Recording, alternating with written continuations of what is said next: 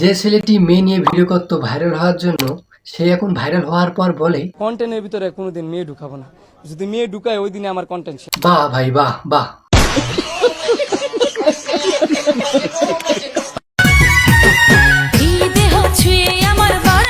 শান্ত ভাইয়ের ব্যাপারটা না আমি বলতেছি, দেখার আগে তার ভিডিও দেখি, চলুন।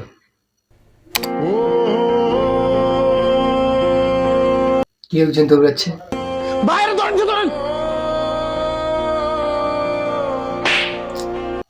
অসাধারণ অসাধারণ। চলেন শেষটিও দেখি।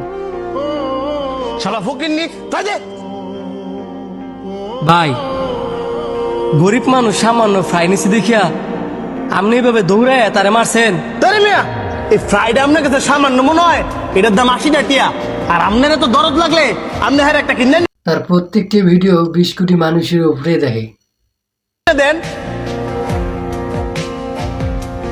তার মেইন কারণটা আমি বলতেছি, আগে যে মেয়ে নিয়ে ভিডিও করতো সেরকম মানুষের সাথে সম্মানও পাইতো না, আর এখন সে নিজের বাস্তবতা এবং সুন্দর কন্টেন্ট মানুষের কাছে উপস্থাপনা করে, যা একটি সামাজিক কন্টেন্ট।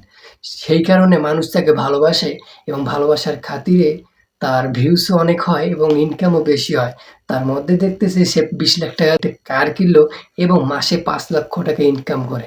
আসলে ভাই, সামাজিক ভিডিও তৈরি করেন, আপনি এরকম কামাই করতে পারবেন।